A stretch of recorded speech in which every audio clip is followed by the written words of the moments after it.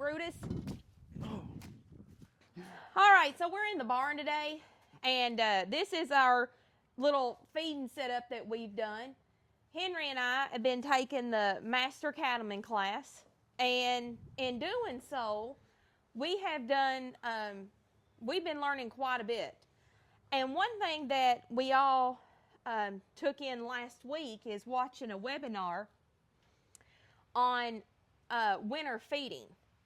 And it made good sense, didn't it, Henry, on that the cattle standing outside in Kentucky, we get a lot of rain in our area.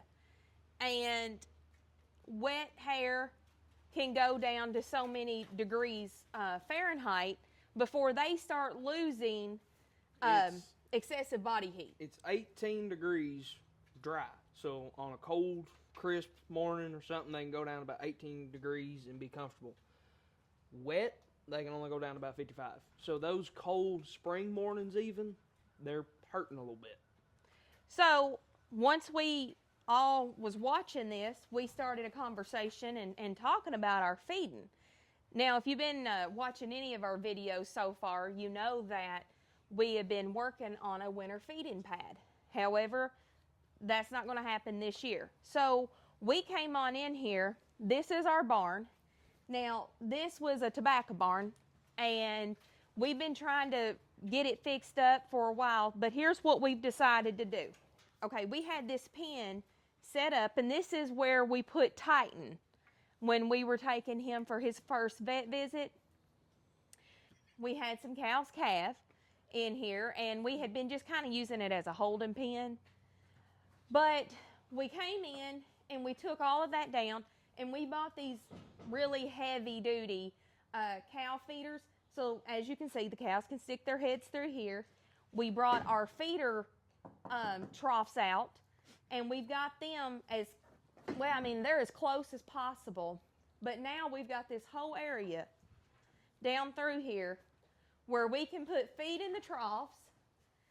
And this is serving two purposes. Not only can the cows come in here and eat and get out of a little bit of the weather, this is allowing us to be not in the field with the cows. We not only want to be efficient in feeding, we want it to be comfortable and safe for us and comfortable and safe for our animals. So especially when you start talking about mud, it's snowing, it's raining, well, that makes the conditions even worse. So we're going to come through here. We feed them through here.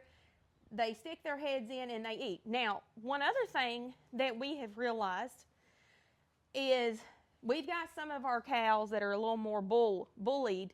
They're able to bully some of these smaller cows. Well, once they're in here eating, this here is preventing them from pushing the other cows all the way out. So they literally have to back out and go around. So this is giving all the cows a little more opportunity to get a little more feed.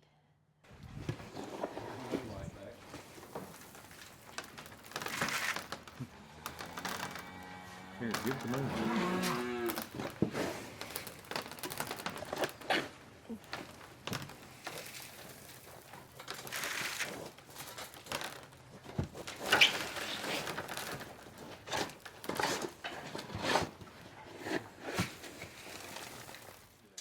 So Henry's up here in our gravity bed. We went ahead with this idea because it's a lot cheaper option on us to purchase this and then instead of a silo, grain silo or anything like that. I think we purchased this probably around about $600.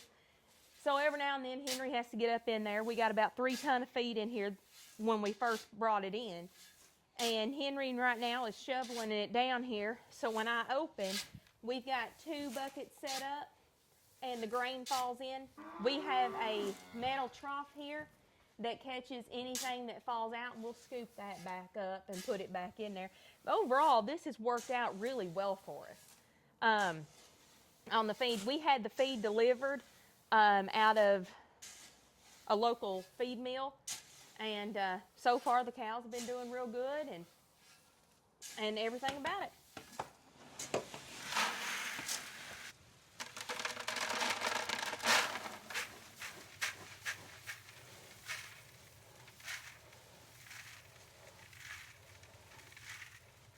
All right.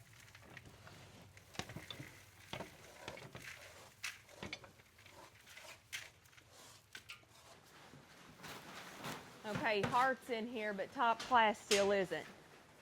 Top Class is one of our smaller Gelby cows, and she has not been in here yet. There she is. She's in. Yeah, there you All right, so we're really happy with how this is working. Now, well, we're not going to say that this is the best setup, but we feel like from what we've been learning, this is pretty good. It gets our cows in here, gets them out of the weather a little bit. It's making sure where everybody's getting a little bit of grain. You can even see these calves are even able to get in here and get up here to some grain. But the biggest thing is we can also check on the cows a little closer than if we were out here feeding them just in our feed pad area right now, just amongst them.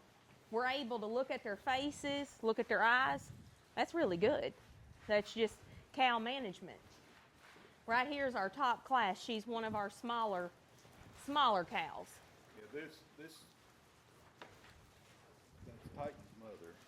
Yeah. Go, but stay, you know. Okay, I won't move. In, but don't scare her out of the trough. So this right here is Titan's mother, and she raised a just amazing calf considering, you know, the scale of her body to what she raised. I mean, we took about a 600-700 pound calf off of her, and it was her first calf. So as you can see, we got a few more little bullies here, and that's the reason why we want to open up this other end to allow the cows in. But so far, with the minor improvements, I think we will do real good. I'm going to put a little extra up here. I'll just dig it out of here.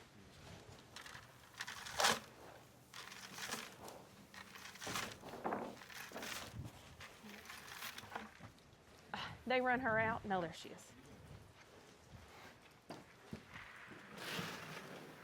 I'm going to get some more. I didn't get enough. I just was trying to. Talk about how the bars prevent the cows from just pushing sideways. Okay, that's what I want. When I go back up there, I will. It forces them to back out. You know, like Yeah. in order for one to push another one out, they have to back out themselves. Yeah. So it makes it a whole lot more, you know, they can get a whole lot more chance at it.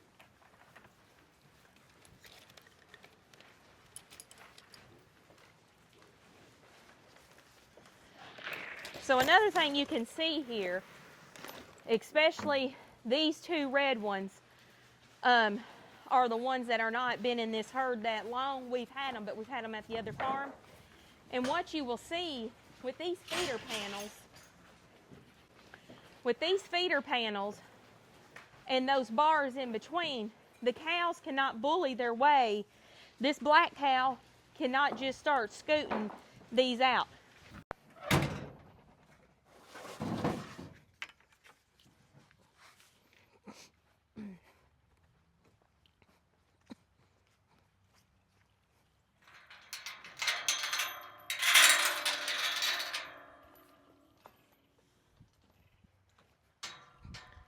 Hello, calves.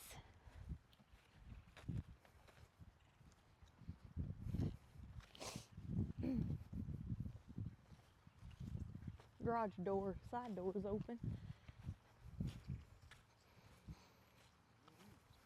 Hello.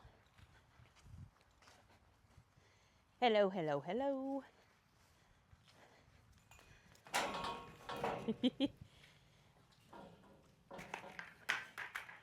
They back cleaned it up.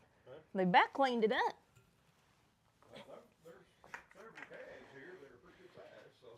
I'd call that clean.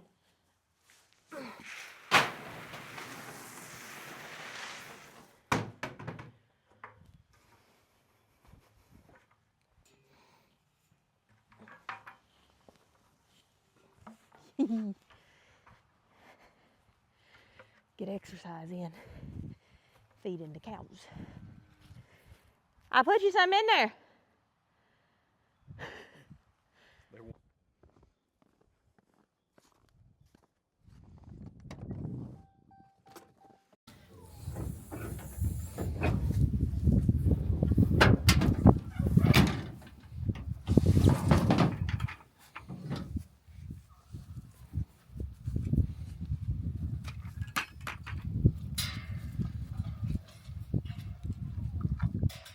Okay, Michelle's finishing up the feeding process here at the Greenbrier Road farm, and she's going to give this group of cows a little bit of grain and a square bale of alfalfa hay. They had got those square bales of alfalfa from a patch that they decided to bale late last fall. It was actually one of the last cuttings that they were able to get with the drought, but that alfalfa with its deep roots had managed to survive and was actually looking pretty good, and the weather was of course dry, so they were able to get the hay baled in good condition, and so they decided to make square bales out of it, and they stored it here at the Greenbrier Road farm, which worked out really nice for us because they've got this small group of cows here, and they've not had to go back and forth with the tractor carrying rolls from the other farm. So that's worked out fairly well for them this year.